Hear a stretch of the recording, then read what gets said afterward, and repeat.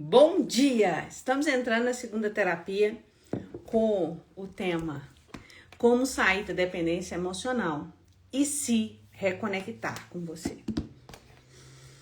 Como sair da dependência emocional e se reconectar com você. Tá me ouvindo bem? Se estiver me ouvindo bem, me fala aqui que eu vou fixar o tema aqui.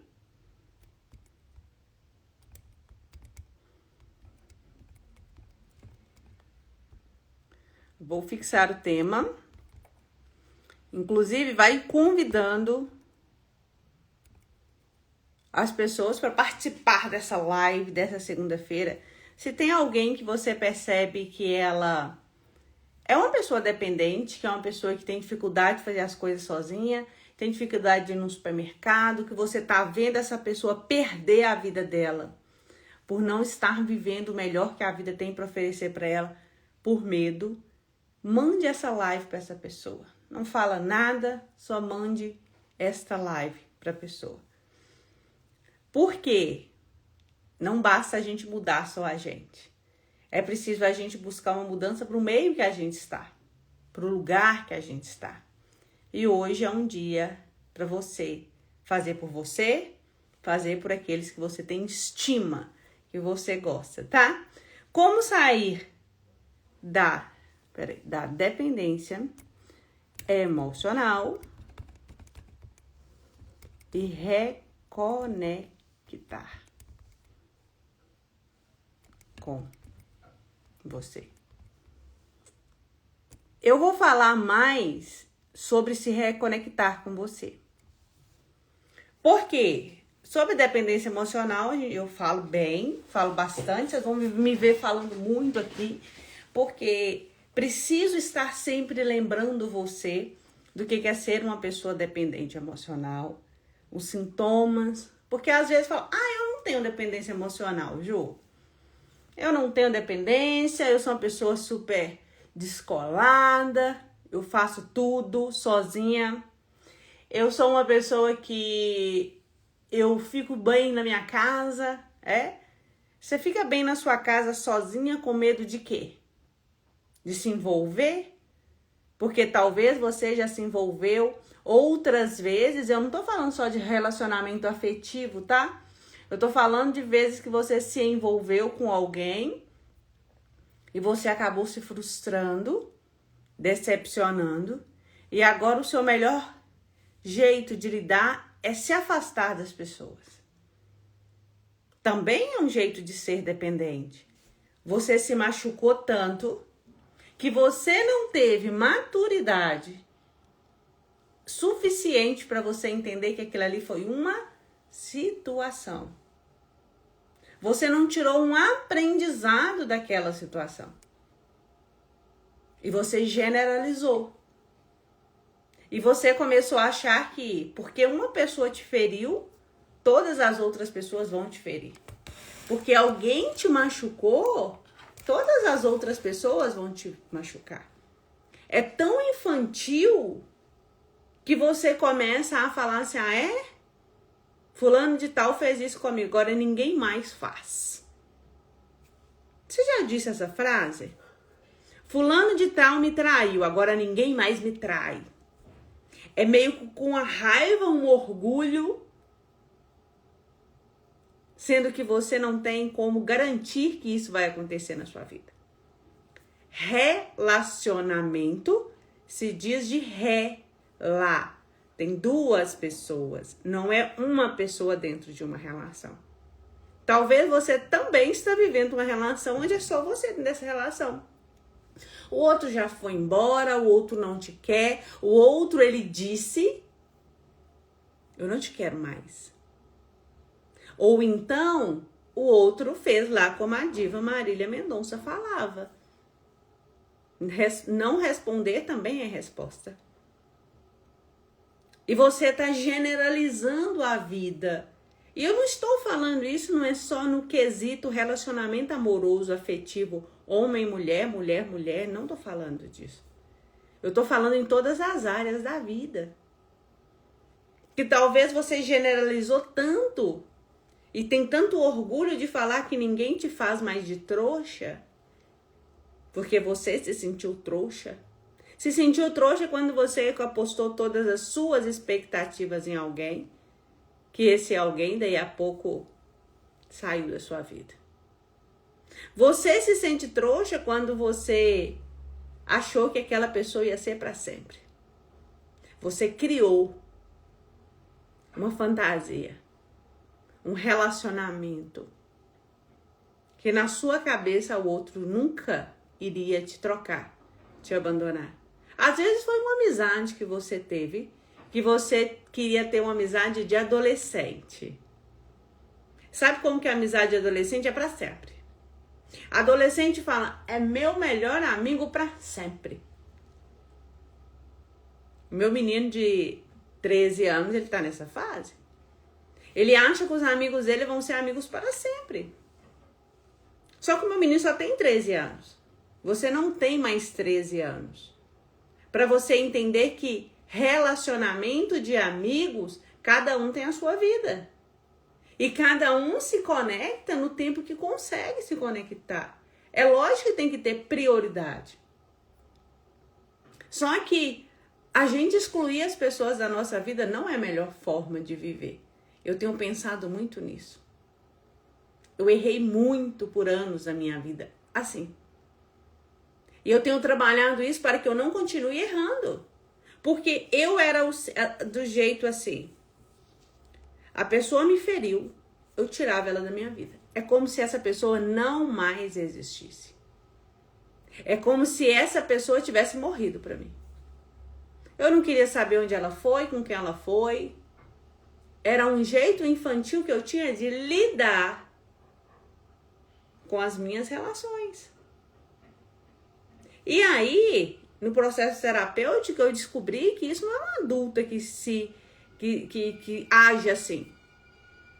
Eu descobri que é uma criança. Uma criança infantil que ao invés de sentar e conversar, que é um adulto, qual que é a posição de um adulto quando a gente tem um problema? Você senta e você conversa. Você senta, você conversa e você resolve. Quando eu tiro simplesmente alguém da minha vida, é porque eu tô falando que eu não tenho inteligência emocional suficiente para poder pegar e conversar. Sentar, falar fulano de tal. Você me feriu nisso, nisso, nisso. E aí já não é mais sobre você. Porque quando você consegue ter essa clareza de ter essas conversas, você vai entender que não é sobre você mais. Ah, mas o outro vai achar que eu estou correndo atrás. Isso aí já é um problema do outro. Quais relações na sua vida estão interrompidas no meio do caminho? Porque você está achando que você não vai dar o braço a torcer. Você tem até um orgulho de falar, eu não dou o braço a torcer. Quais? Quais relações você abortou no meio do caminho? Porque tem uma criança dentro de você que não sabe resolver conversas de adulto, que não sabe se posicionar enquanto adulto. Por que eu estou trazendo esse ponto para vocês, para a gente entrar aqui, como sair da dependência emocional e se reconectar com você?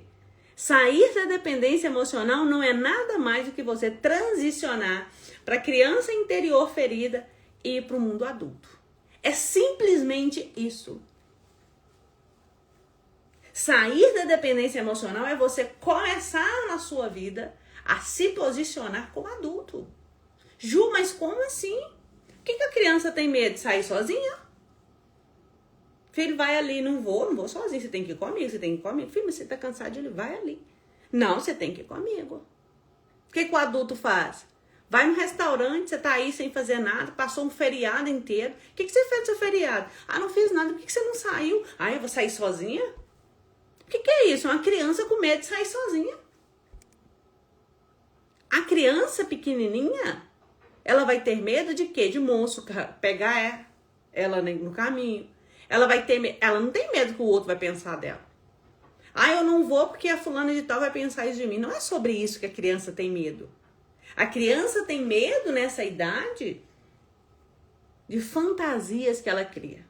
Ela tem medo do bicho papão. Ela tem medo de um filme de terror que ela viu. Ela tem medo de tudo que é irreal. O adulto já tem medo de tudo que o outro vai pensar a respeito. É interessante que fala, o que eu vou fazer lá? O que eu vou falar lá? Ju, mas como que eu vou sozinha? Eu até brinquei com uma paciente minha essa semana, eu falei com ela, ué, mas o restaurante só aceita entrar em casal? Porque a única coisa que eu sei que entra em casal é outra coisa. Agora, em restaurante, você pode entrar sozinha tranquilamente. Você pode entrar, sentar, pedir o que você for comer ou beber. Falta você para sair dessa dependência emocional é você vir para o mundo adulto. Porque quando você sai dessa dependência emocional, você para de ser vítima. O que a criança é? Vítima.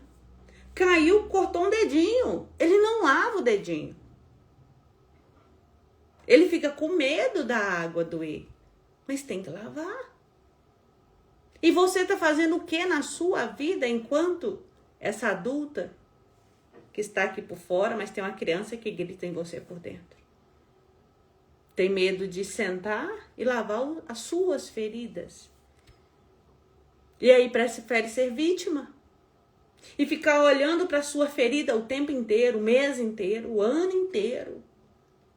E contando essa história triste para todo mundo. Ok, concordo, seu marido faleceu. É triste, é doloroso, você precisa de um tempo de luto. Que luto não tem tempo marcado, é para cada um. Tem gente que gasta 3 meses, 4 meses, 1 ano.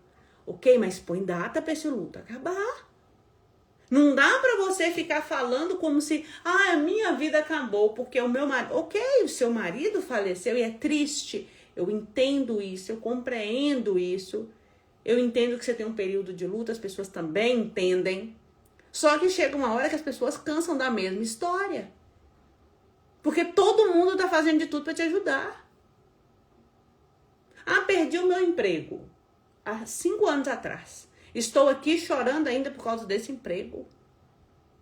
Isso é dependência emocional, gente. Dependência emocional é muito mais do que você não conseguir fazer coisas sozinho. É você gostar de ficar sangrando em cima da sua ferida.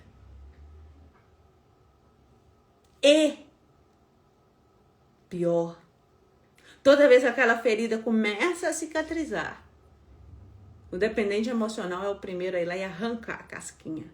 E apertar até sangrar de novo.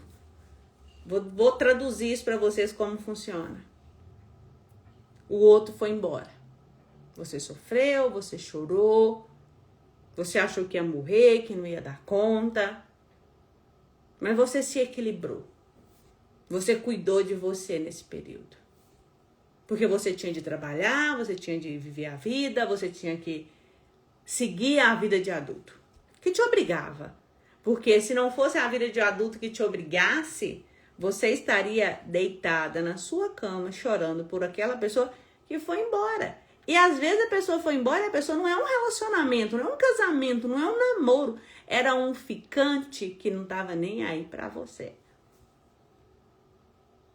E aí, você, toda vez que esse outro foi embora, que o outro aparece, visualiza seus stories ou seus status,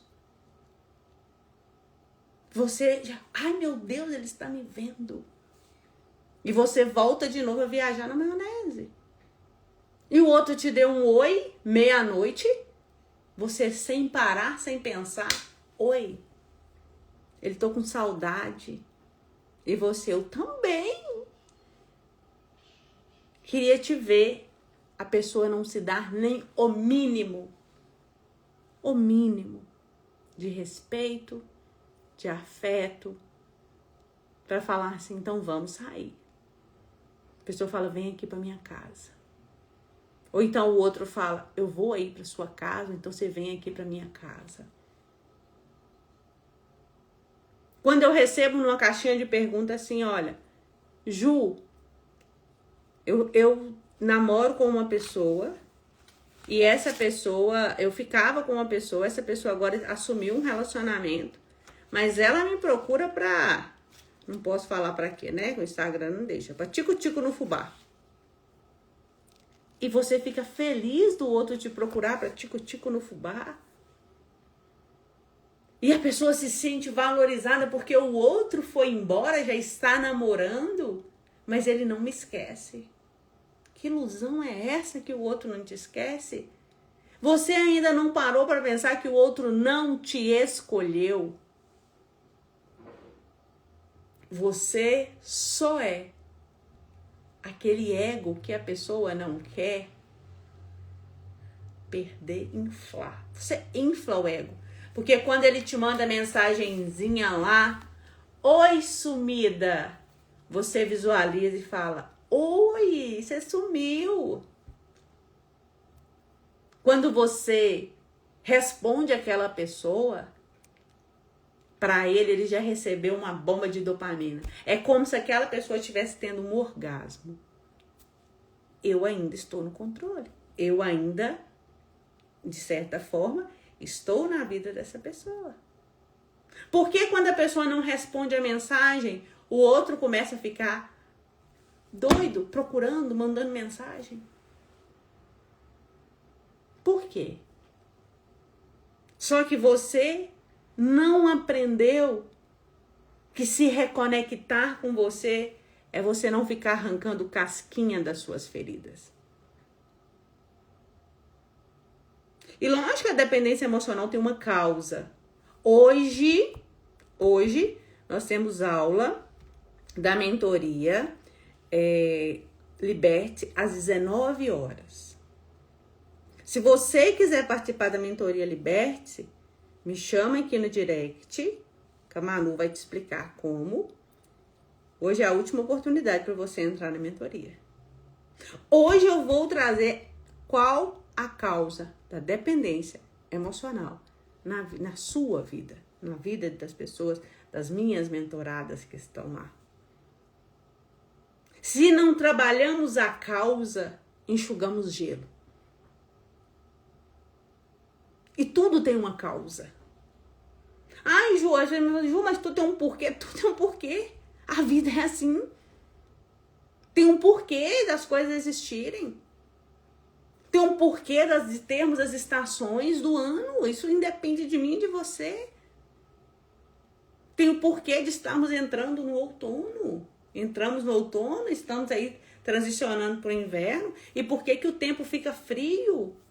E por que no frio a gente come mais? Tem um porquê.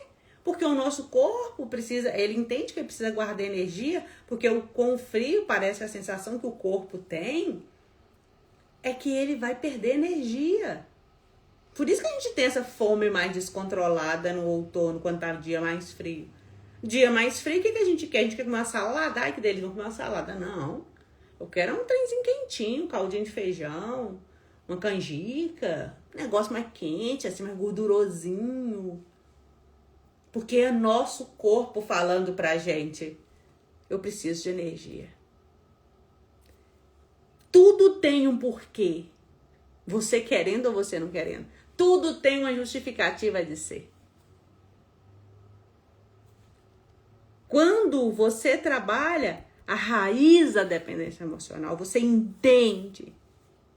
Você entende em qual momento da sua vida o seu cérebro emparelhou com aquilo todas as vezes que você pensa em sair de um relacionamento, que você pensa em se valorizar, vem uma culpa.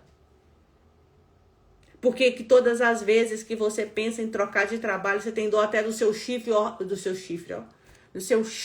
ordinário, que nunca te valorizou, que te humilha, que olha pra você e você faz o seu melhor e ele olha pra você como se você não valesse nada. Você tem dó até desse chefe.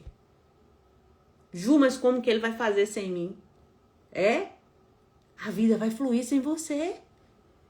Eu sinto te dizer isso porque se você partir desta para outra amanhã, todo mundo vai ser obrigado a se recolocar na vida. Todos vão ser obrigados. Se você tem filho, amanhã ele vai passar pelo luto, mas na semana que vem ele vai voltar para a escola, sim. A sua mãe vai ter que voltar, porque ela vai ter que cuidar dessa criança que ficou. O seu marido vai ter que sair para trabalhar, sim, porque ele tem que pôr comida dentro de casa. A vida, ela não aceita desaforo. Se a sua vida, ela está todos os dias repetindo, ano após ano, repetindo, é a mesma situação, é a mesma coisa, alguma coisa não está certa e só você pode mudar isso. Não adianta você olhar para você com dó de você, com pena de você. Na aula de hoje, às 19 horas, nós vamos acessar onde que foi que aconteceu algo na sua vida, que você se tornou essa pessoa com medos infantis. A dependência, ela leva a gente para o fundo do poço. Tira a vontade de você ser melhor, maior. Rouba seus sonhos, seus projetos. E quando a gente olha sobre a dependência, a gente olha sobre a questão das mães. Nós estamos no mês de maio, né? O Dia das Mães está chegando. Próxima semana é Dia das Mães. E quando eu vou entender qual que é a sua relação com a sua mãe? Como que sua mãe te tratava? Ela te enchia de amor? Ela te cobrava? Acho que eu vou fazer uma live só sobre mães aqui para vocês. Vou anotar aqui. Relações com as mães. Porque as mães, elas também têm medo de errar. E elas erram muito. Erram querendo acertar, mas erram. Por isso que quando a gente vê uma mãe falando, né? Mas eu estou fazendo de tudo para minha filha não sofrer impacto, meu filho, ele não sofrer impacto. Você não tem esse poder. Você não tem esse poder porque o que para o seu filho poderia não ser nada, para um não foi nada, para o outro vai ser muito. Quando você entende qual que é a posição que você é dentro da sua família. A filha mais velha, muito mais lhe foi cobrado. E normalmente, a filha mais velha dentro da família, ou ela é vista como a pessoa mais distante, ou ela é vista como um ponto de apoio onde tudo é ela que vai saber resolver. Por quê? Porque a mãe deu essa função para essa criança, quando ainda era criança. Cuide dos seus irmãos. Vocês sabiam que muito tempo atrás, os pais queriam ter mais filhos, a mãe principalmente, não era para poder entregar um amor materno leve, era para que um cuidasse dos outros, para que tivesse uma sucessão de pessoas cuidando de pessoas. Por isso que quando a gente ouve assim hoje, mas a fulana de tal teve 10 filhos e você não tá dando conta de 2. Você já ouviu isso? Você que tem filho, você já ouviu isso? Mas isso você tá reclamando e a sua mãe que teve 10, 9, 8? Eram outros tempos. Uma coisa não justifica a outra. A gente compreende. A gente entende porque as coisas são como elas são. Isso é vida de adulto. Isso é sair de dependência emocional. É você olhar para sua vida de adulto e falar, gente, olha assim, realmente, A minha mãe foi grossa, foi dura comigo a vida inteira. E por que a minha mãe foi dura comigo essa vida inteira? Ah, não, mas a minha mãe tinha de ter feito. Eu sei que ela tinha e ela deveria ter feito. Ela deveria ter dado cuidados básicos para você. Ela deveria ter valorizado a sua beleza, ao invés de criticar esse seu cabelo. Ela deveria ter te apoiado, aplaudido, ido nas festinhas da escola. Sexta-feira agora eu tenho festinha da escola do meu menino Dia das Mães.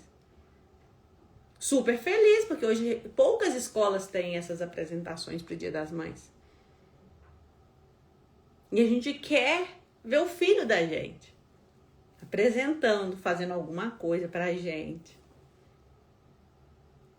Agora vai ter esse mês agora, sexta-feira. E isso já enche o coração da mãe de alegria. Eu sei que a sua mãe deveria ter ido nessas festinhas. Que você fazia cartinha com tanto esmero, com tanto amor, com tanta alegria. E ela mal olhava a sua cartinha. Ela estava tão esgotada da vida que ela levava, que ela não conseguia olhar para você. E quando olhava, era para criticar. Era para falar que você não sabia nada, que você não faz nada direito. Pode ser que a sua mãe, ela via tanto você nela, que ela falava, eu sei para onde essa filha vai. Porque a sua mãe engravidou cedo, antes do casamento, foi abandonada. E ela vai falar, se eu não pôr essa menina aqui agora, ela vai ter a mesma vida que eu. Sabe essa viajar na maionese, quando a pessoa não te atende, você já começa a pensar em mil coisas. Ela não quer falar comigo, ela tá com raiva de mim, ela não gosta de mim, ela tá vendo o telefone tocar e não tá querendo falar comigo. A sua mãe teve esses mesmos lá atrás quando ela te teve. Ela vendo os seus comportamentos, ela falou, meu Deus, eu tô indo pro mesmo caminho que essa filha. Essa filha tá indo pro mesmo caminho que eu. E o que que ela faz? Ela automaticamente, ela começa a te punir por algo que não tem nada a ver com você. É com ela. Quando você pede um conselho a uma amiga sua, ela não vai responder baseado na sua vida. Ela vai responder baseado na vida dela. Casais, eu sempre falo, não peça conselho a amigos. Busca ajuda, busca uma terapia. Por quê?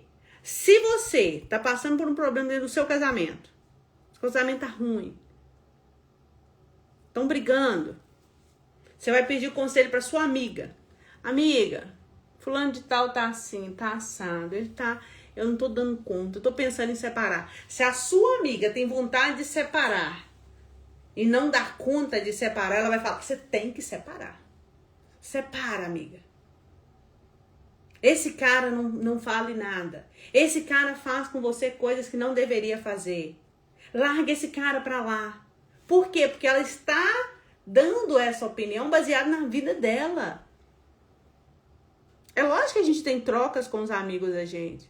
A gente colhe opinião. Mas não pode ser sentença. Porque as pessoas vão trazer muito da vida dela pra sua vida. A sua mãe, ela tentou mudar o seu caminho porque ela via você. Ela via ela em você e falava, eu não quero que a minha filha tenha o mesmo futuro. Tem mãe que é porque não recebeu mesmo. Teve vários filhos. E esses filhos, ela não conseguiu dar afeto. Ela não conseguiu dar carinho. Porque ela tinha de trabalhar o dia inteiro. Então você está aí com essa sensação de desamparo. Se sente sozinha mesmo, rodeada de pessoas. Vai pro churrasco, o churrasco tá lá, ficou lá um tempinho, tá até bom. Daí a pouco, nossa, mas que não tá bom. Um buraco. Um vazio. Qualquer lugar tá ruim. Aí vai pra casa, liga a televisão. Não tá nem ouvindo a televisão, nem vendo o telefone. Só tá existindo. Com a sensação de desamparo. com a sensação de que eu não vou dar conta. A sua mãe, ela foi para você o que ela deu conta. Isso é postura de adulto.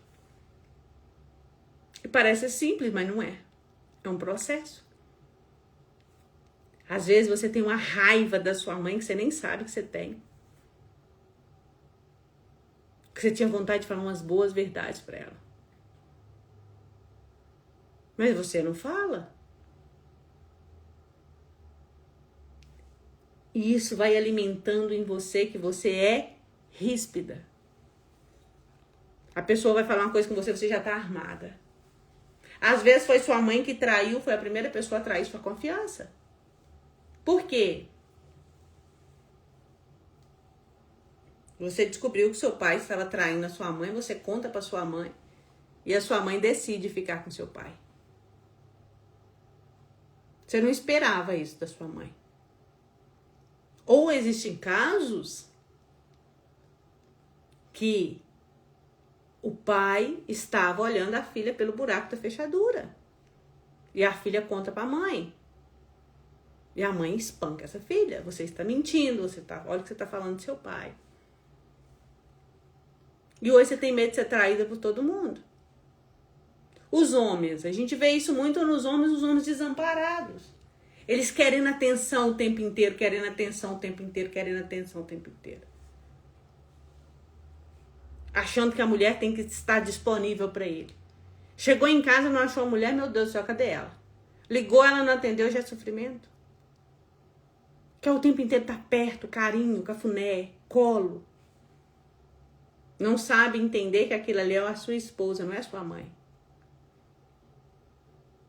Que está muito próximo também dos mimados.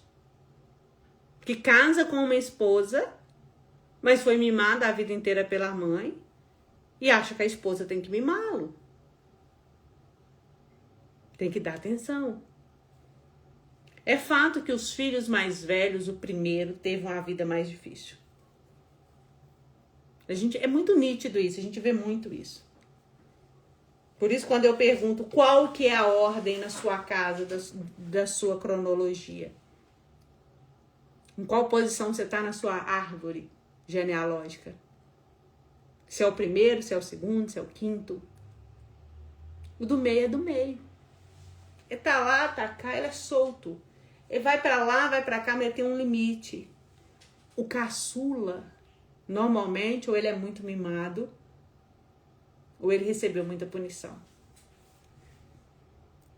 Porque a mãe já viu que errou com os outros filhos, já viu que os filhos estão sendo chamados sem educação, já viu que os outros filhos estão crescendo num caminho que ela não tem mais controle dele e ela quer controlar esse último filho. E elas usam até o termo, com esse aqui eu não vou errar. Sair da dependência emocional é você entender a sua história. Mas entender a sua história com muita coragem. É entender a sua história sem se colocar enquanto vítima, sem culpa. É você falar, essa é a minha história. Essa é a minha história. Qual que é a sua história? Qual que é a história que tem em você? Que você sabe a seu respeito. Qual é a história que você ouviu da sua mãe, às vezes, né? As pessoas falam muito assim, ó, praga de mãe pega. Você já ouviu essa expressão? Praga de mãe pega, cuidado. Não é que praga de mãe pega. É que a mãe tem uma autoridade tão grande sobre o filho, a filha, que quando ela diz algo, aquilo entra de uma forma na mente desta pessoa, que atravessa o consciente e o inconsciente e fica lá. Não é que praga de mãe pega. Vira uma crença, vira uma certeza. O que a sua mãe falava de você? Nós vamos falar disso hoje na mentoria. O que a sua mãe falava de você? Que você não ia ter sucesso? Que você ia se perder na vida? O que ela falava? Que Que você não quer ter dinheiro para levar a moça para tomar um refrigerante? Que ninguém ia te respeitar desse jeito? O que a sua mãe falava para você que atravessou o seu consciente está no seu inconsciente? Está ditando regras de como que você vai agir nessa vida. Que está levando você para um lugar de tomar decisões totalmente desencontradas para ser leal àquela fala que a mãe falou a seu respeito. Às vezes foi seu pai que falou. Às vezes foi seu pai que falou que ele não tem orgulho de você. E você tá aí nesse processo acelerado de querer fazer as coisas, de querer fazer, para poder ser reconhecido. Sair da dependência emocional e se reconectar com você é você entender a sua história. É você entender que você tem uma história. Que você não é uma folha em branco que alguém te entregou. Até mesmo porque antes de você nascer, alguém já tinha te nomeado. E esse nome você carrega ele. É tão interessante que tem um estudo que fala que o seu nome e o seu sobrenome diz sim, impacta de quem você é.